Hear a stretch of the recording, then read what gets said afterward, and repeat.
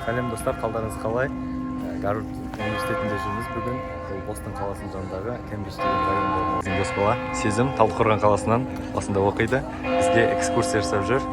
Мынау Гарвард университетінің ең главный библиотекасы. Ал ана жақта шіркеу тұр. Қазір тура сағат 1 болғандықтан бұл жерде колоколға соғады екен. Және де осы жер, получается, Гарвардтың орталығы болып саналады. Осы жерде студенттердің ең бірінші келген кезде посвящениясы және де вручение дипломы барлық осы жерде болады екен. Міне мынау Гарвард ярдтағы басқа көрініс. Мына жердегі тұрған зданиялардың, ғимараттардың барлығы жатақханалар деп саналады екен. Ал мынау шіркеуге кіріп көрейік дейді Сезім.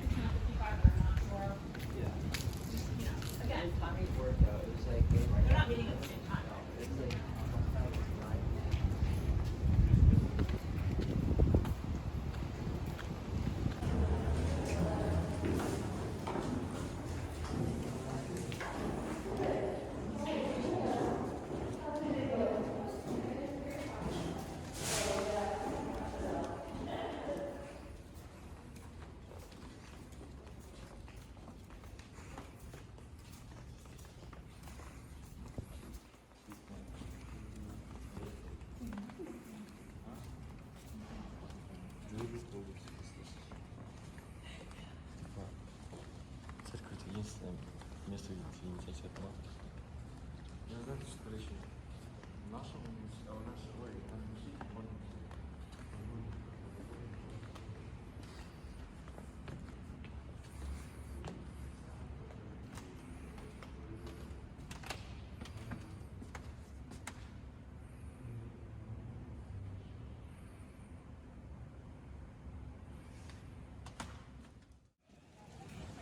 міне мынау Гарвард университетінің общежитиялары. Ал мына жерде ескерткіш Джон Харвард деп тұр. Фаундер, получается, основатель, және де 1868 жыл деп тұр. Получается, это называется статуя трех лжей. Біріншіден мынау Джон Харвард емес, екіншіден бұл фаундер, то есть основатель емес, және де үшіншісі бұл 1868 жыл емес,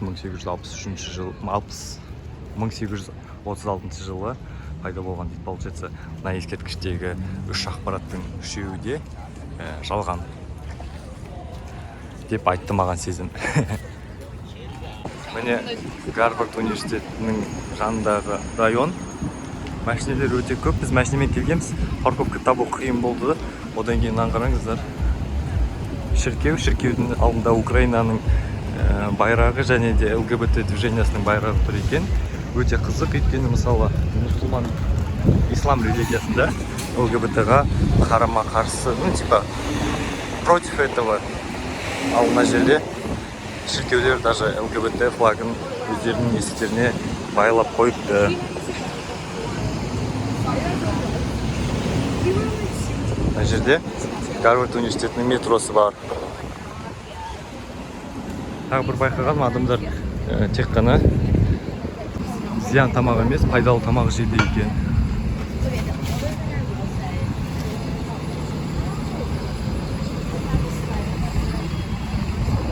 Мына куб деген жерде Гарвард университетінің мерчендайзын сатады екен, то есть футболка, магнит, барлығы бар осында. Осы жерге кіріп сауда жасауға келіп жатырмыз. Естелік қой, Гарвард университетіне келіп, может бізге бұл символ ретінде.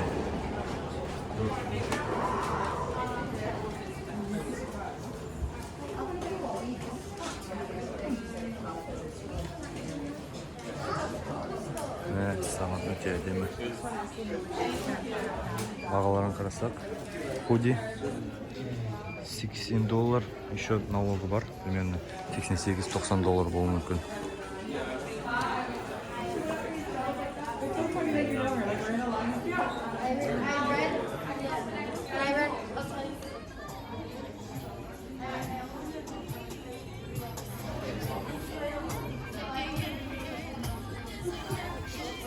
$30. Бірдеңке алу керек сияқты бәрібір. будто вот, как будто хочешь это. Мақтағың келіп Да, тұрған не сияқты. как будто ты как будто хвастаешься, да? Ты скажешь, Гарвард, что они говорят? Ничего они не Өтірік айтпашы демей ма? Қиял деймін. Я все хорошо. Ты привыкаешь. Что, курить что-нибудь?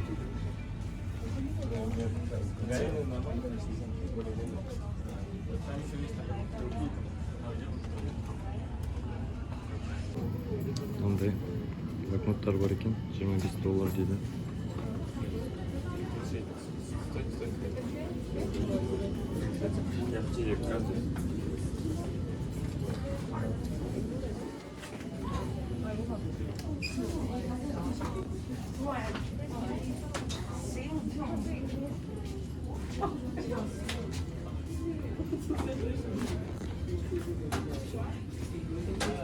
Кружкалар.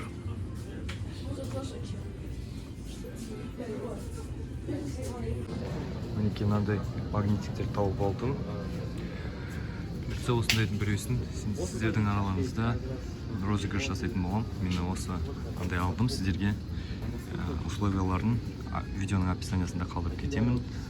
Скорее всего, қатты қиын болмайды. Просто естелік ретінде менің оқырмандарым видеосына репост жасау шығар болатын шығар. Греческий кухняға келдік, Гарвард университетіндегі. Бізде мұнда сезім досымыз алып келді. Онлайн заказ ба? Онлайн заказ жасауға болады екен. Барлығы интеллигентно.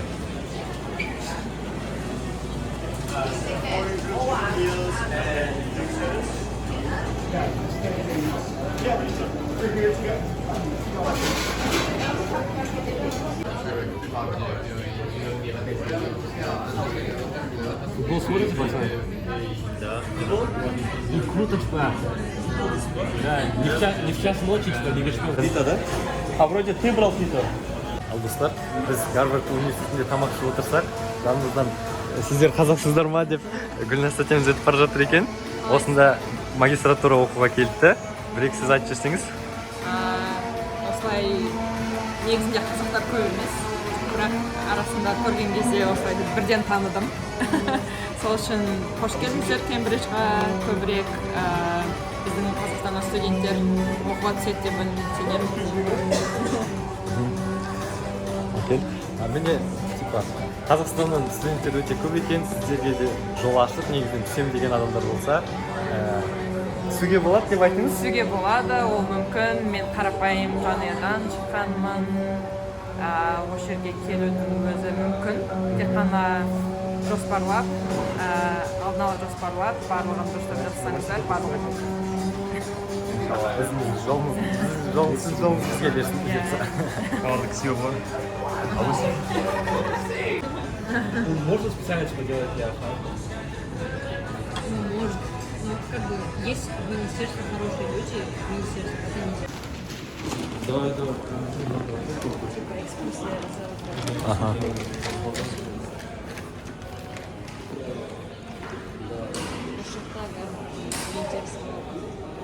Это типа частное здание или как часть Гарвардского университета?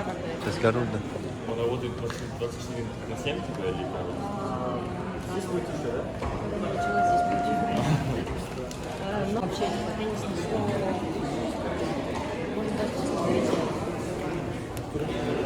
Вот говорите, вы учились же, а сколько сидите учиться по-твоему бакалавр а я фармовый. На самом деле не сильно тяжелее. Где-то один. Даже где-то в там прям именно GPA на это очень сильно смотрят, а здесь нет. It's difficult to get here, but once you get in, типа там на GPA вообще не смотрят.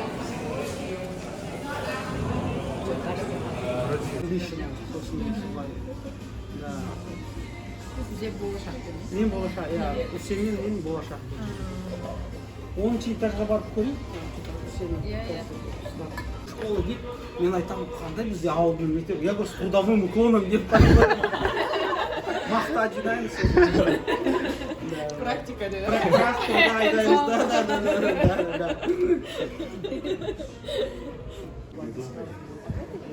So did they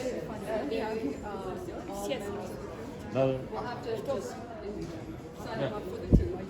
And we want to add some things as well. Like Sure. 3 more things. So,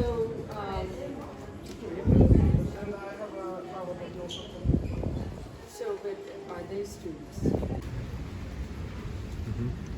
Они служили, и Гарвард, из-за того, что у них такое наследие, да, что были рабы, у них они вот тоже в честь них, они здесь жили, в этих домах. И в честь них, Сейчас, я не знаю, вот в этом здании 3-этажном, 4-этажном, президент Гарварда живет. Да, это их традиции там. Всего за вот эту 400-летнюю историю почти, да, вот смотри, сколько, всего 20 с чем-то президентов Гарварда. Они могут пожизненно сидеть, как Папа Римский. Но они уходят, да. И вот эти верхние этажи общага.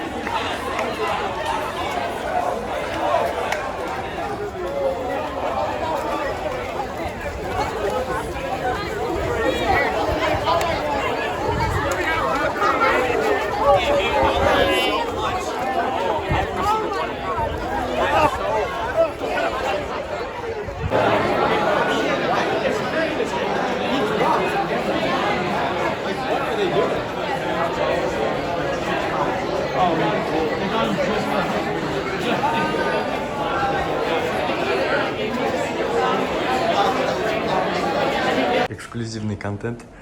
Гарвард университетінің общежитиясының біреусіне кіріп кеттік. Бұл жақта, получается, бірінші жылы оқитын балалар ғана тұрады. Мына жерде общий комната бар.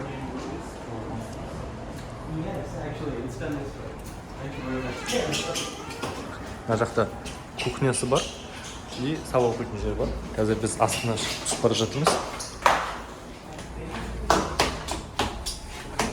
Мына жақта киім жуатын жерлер бар.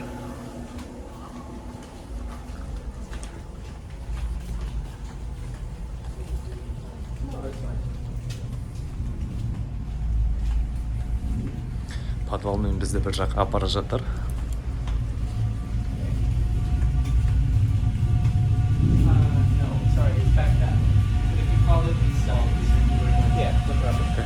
Thank you.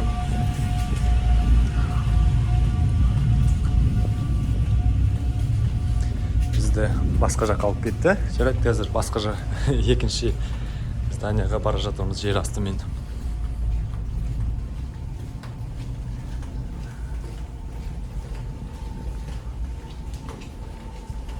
Лаундридің ары жағы ғой, получается.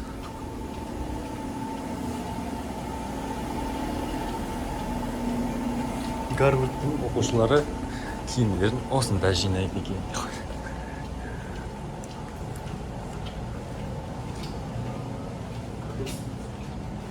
Квест болып кетті ғой, ну.